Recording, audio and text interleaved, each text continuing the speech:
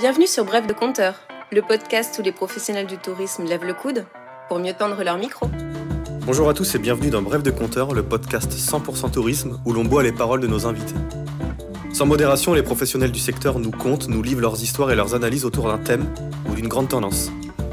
Au programme de cette première Bref de Conteur, du saumon, un mariage, un béret basque qui déambule dans les souks marocains et surtout un tour opérateur pas comme les autres. J'ai le plaisir d'être avec Bernard, cofondateur d'Alan Tours, un tour opérateur qui crée depuis plus de 25 ans maintenant des voyages sur mesure dans les pays celtes. Bernard, pour cette première Bref de Conteur, tu nous as emmenés dans le comté de Kerry. Pourquoi ce choix de ta part ? Alors, même si c'est pas très radiophonique, raconte-nous un peu l'ambiance des lieux, les paysages que l'on entrevoit si on ouvre un peu la fenêtre, et ce qu'ils évoquent en toi. Bonsoir. Ce qu'ils évoquent en moi, c'est certainement la liberté de vivre et de réfléchir des Irlandais. C'est-à-dire ce côté très, très artiste, c'est-à-dire des gens qui vivent sans l'espace-temps que nous avons très souvent en France, dans des pays qui sont industrialisés, qui sont formatés. Donc c'est vrai que ce soir, on est dans un endroit qui est magique. On est à côté d'un lac, lac Carrick, et dont le propriétaire et sa femme ont l'habitude de recevoir des invités, des gens de du monde entier. Donc voilà, et c'est un havre de paix. Tu parles de parcours formaté. Justement, le tien n'en est pas du tout un. Tu es né au Pays Basque. Tu es un peu un baroudeur dans l'âme puisque tu as grandi au Maroc. D'où ma référence au béret basque qui parcourait les souks marocains. Forcément, j'imagine qu'une telle enfance en toi offre un petit parfum d'aventure à l'adulte en devenir. Est-ce que tu peux nous raconter en quelques mots, avant de parler d'Alan Tours, comment ton enfance, même ton adolescence, a pu donner ce petit goût d'aventure à celle qui est devenue Alan Tours ? Ben oui, très rapidement. C'est-à-dire que c'est vrai que j'ai vécu au Maroc, je suis rentré en France. J'ai eu la chance de faire partie de la première génération des étudiants Erasmus. Et c'est vrai qu'après quelques jours en Irlande, j'ai dit à une personne que je connaissais là-bas, je pense que je vais rester quelque temps ici. C'est vrai que je ne pensais pas que j'allais rester 32 ans, parce que ça fait 32 ans aujourd'hui, enfin ces jours-ci. Et pourquoi ? Parce que quand je suis arrivé ici, je me suis aperçu que les gens avaient une tradition d'accueil et également, une fois de plus, cet espace-temps qui est très large. Et également le côté musique irlandaise. Et c'est rigolo parce que quelques années plus tard, à la télévision, j'ai vu un reportage qui faisait la similitude entre la musique marocaine et la musique irlandaise. Dans la mesure qu'il faut savoir une chose, c'est que ici, l'équivalent du tam-tam marocain s'appelle le bodhrán, et et apparemment, d'après la personne qui fabrique ces instruments, il y a une origine qui remonte au Maroc. Donc c'est quand même bizarre. Comme quoi, il n'y a pas forcément de hasard dans la vie, quoi. Il y a des rencontres. Il y a des rencontres. Et justement, j'allais y venir. Sur ce premier programme Erasmus, dont tu fais partie, tu rencontres Corinne, qui est aussi la cofondatrice d'Alan Tours. Je crois pas me tromper en me disant que vous profitez du temps libre pour aller un peu barouder avec le sac à dos et justement faire le tour de l'Irlande. Et c'est un petit peu ce qui a donné la saveur à la création d'Alan Tours. Oui, on avait la chance à l'époque, on était parmi les seuls étudiants à avoir une voiture, et c'est vrai que ça nous a permis indépendamment ou avec d'autres personnes, d'autres étudiants qui étaient avec nous. Sur la première promo, on était 9, d'aller découvrir le comté d'Donegal, donc qui est au nord, ou le comté du Kerry, ou le comté du Connemara, ou bien de Mayo, qui sont juste à une portée à une portée de cailloux de Sligo. Et c'est vrai que c'était dans les années 87-88. Et c'est vrai que c'était un moment où le tourisme ou le voyage n'avait pas encore, n'était pas encore à l'ordre du jour de l'Irlande. Justement, quand on s'est rencontrés la première fois, Bernard, je sais pas si tu te rappelles, on venait d'arriver, on pose les valises, et puis on s'est rejoint dans un restaurant où tu étais avec toute l'équipe. Et puis j'arrive, on se connaissait pas. Tu me dis, Grégory, viens, j'ai quelque chose à te montrer. On pousse les portes du pub. Et là, il y avait un mariage. Tu m'as dit, maintenant, on va danser avec la mariée. Et on a dansé avec la mariée. Moi, c'est ça que j'ai retenu de l'Irlande. Qu'est-ce que toi, tu as retenu dans ces années 80-90 ? Qu'est-ce qui t'a donné envie de rester ? Ce qui m'a donné l'envie de rester, c'est une fois de plus cette notion de liberté. Parce que en Irlande, lorsqu'on est entrepreneur et qu'on a une idée, on n'a pas de frein dès le départ. Et c'est ça qui est extraordinaire, c'est-à-dire qu'on peut démarrer une entreprise sans être tout de suite sous le joug de l'État qui va déjà prendre de l'argent qu'on en ait gagné, très simplement. Et vous commencez l'aventure à 2. Très vite, vous grandissez. En quelques années, vous passez de 2 à une dizaine, puis d'une dizaine à 24. Est-ce que tu penses aujourd'hui qu'on peut être tour opérateur en étant, entre guillemets, petit ? Ou est-ce qu'il faut une certaine taille critique pour pouvoir avancer, justement ? Oui, il y a des tailles critiques. Je pense qu'il y a des tailles critiques. Et cette taille critique, on passe à l'étape supplémentaire. C'est vrai que les premières années ont été très difficiles. Il n'y avait pas Internet. C'était la fin des téléx, pardon. C'était le début du fax. Et il a fallu qu'on attende 8 ans pour qu'il y ait Internet. Pour nous situer, ça c'était en quelle année à peu près ? 99. Ce qui est à la fois vieux et très récent en même temps. C'est vachement récent. Et donc, c'est vrai que c'est une progression petit à petit. Et puis, c'est vrai que la taille critique, c'est quand il est temps d'embaucher quelqu'un d'autre. Et tu le sens, si aujourd'hui l'aventure devait recommencer, si on a des tours opérateurs qui nous écoutent, est-ce qu'il y a une taille critique pour justement pouvoir faire ce job où, entre guillemets, tout le monde peut y aller et le succès grandissant, l'équipe croît en même temps ? Je crois que la taille critique également, c'est par rapport à la notion de qualité qu'on veut apporter à chaque client. Parce que c'est vrai que si on a trop de clients, en même temps, on ne peut plus amener la notion de service que nous, au Lintours, on s'est fixé. C'est-à-dire c'est la passion que chaque client est un nouveau client et que chaque nouveau client vaut la peine d'être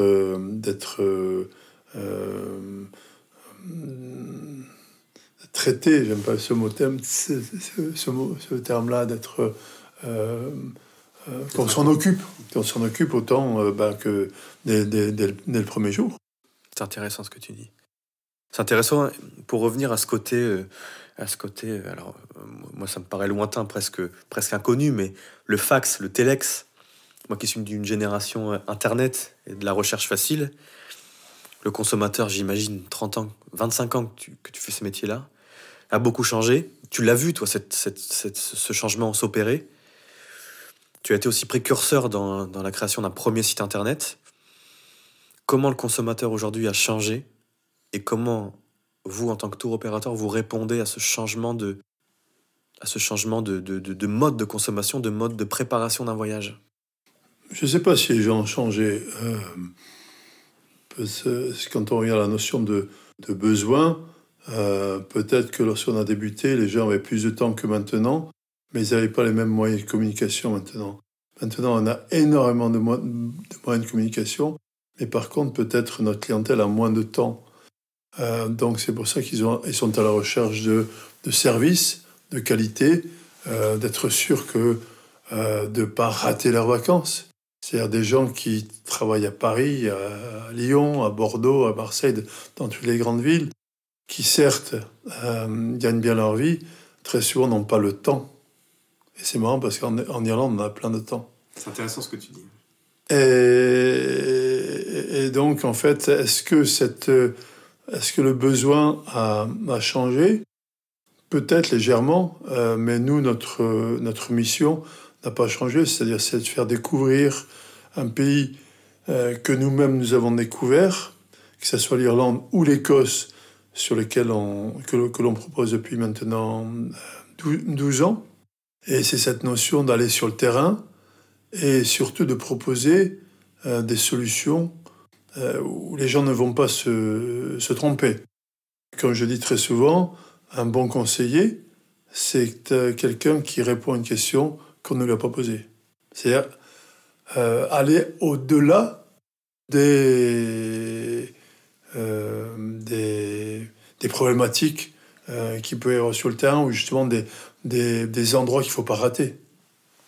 Et souvent, les endroits qu'il ne faut pas rater, c'est les endroits qui sont les moins connus.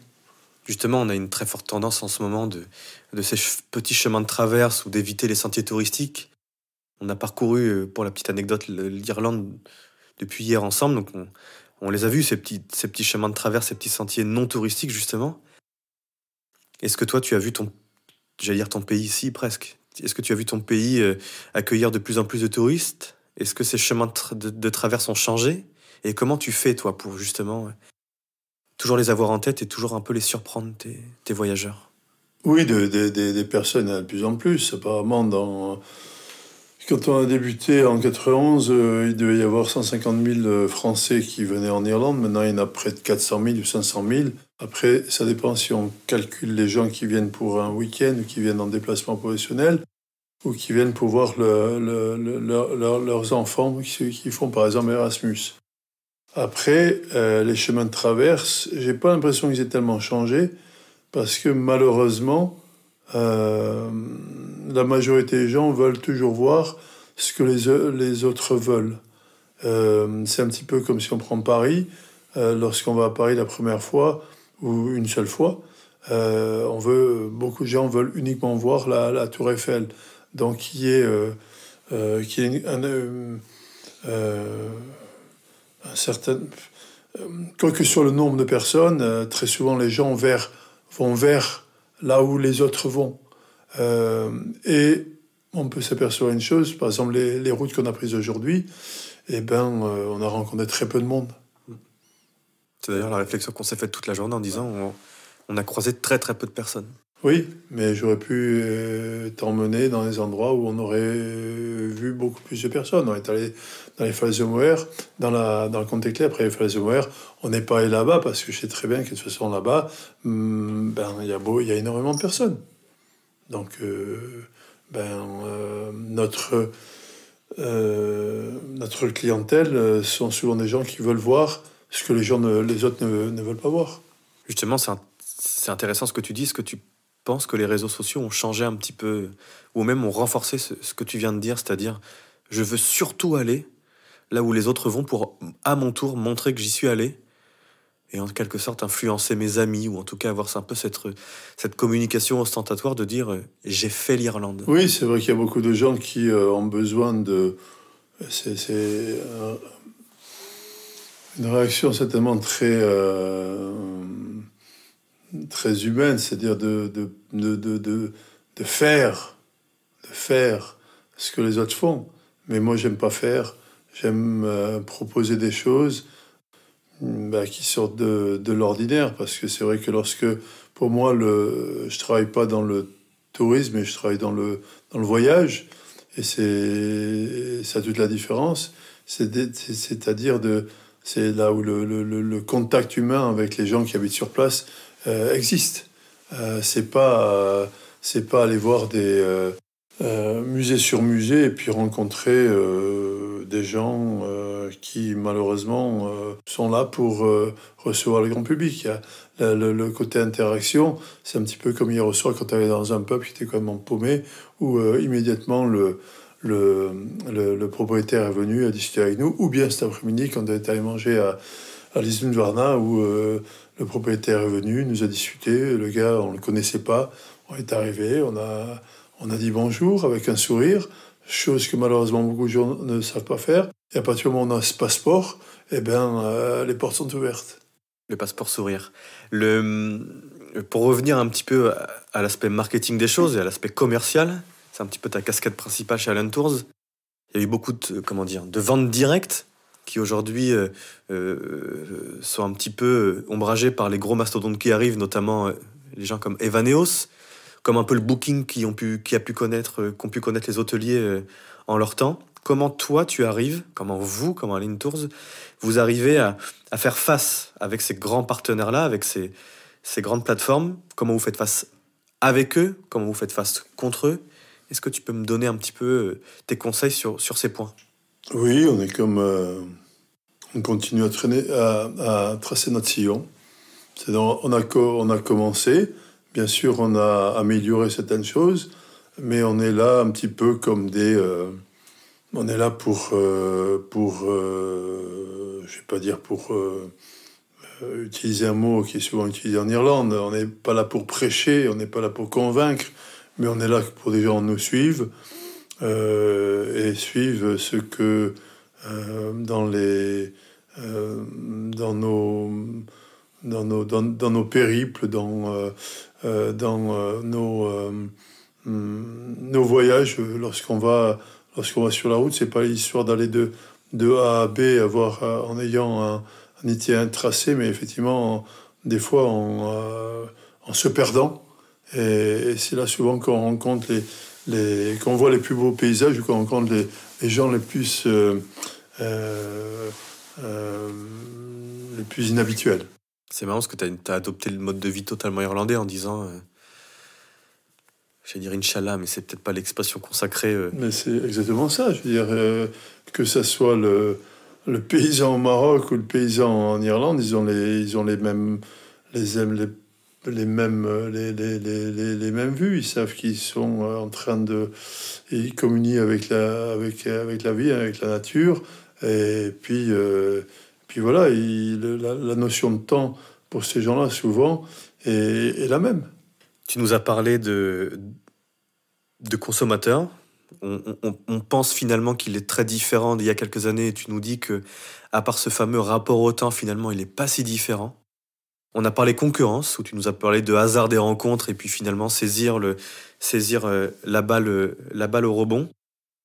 Est-ce que si on devait parler d'un virage, d'une tendance qui allait arriver prochainement, ou qui pour toi te semble importante, un petit conseil à donner à ceux qui peuvent nous écouter, ou un mantra, quelque chose qui te guide au quotidien, est-ce que tu pourrais nous le partager? Oui, c'est vrai que très souvent dans la vie, plus gros est le problème, des fois, moins il faut pousser. C'est-à-dire que on s'aperçoit que quand on sème les graines où on est là présent pour des voyageurs, on s'aperçoit au bout d'un moment que ça va le faire, quoi. C'est-à-dire que on peut essayer de pas jouer son rôle, mais c'est ça qu'il faut pas faire. C'est-à-dire qu'on est là pour apporter, pour être à la présence, pour être à la portée de gens qui recherchent une Irlande authentique ou éco-authentique. Et ces gens-là, on les aura ici en Irlande. On dit that'll be alright. C'est comme ça va le faire. Bernard, je te remercie beaucoup. La journée a été longue et je te remercie d'avoir répondu à cette interview en cette heure tardive. Je vous retrouve pour une nouvelle brève de compteur dans quelques temps. En attendant, vous pouvez suivre l'émission sur le site descompteurs.com et sur toutes les plateformes de podcast. À très bientôt.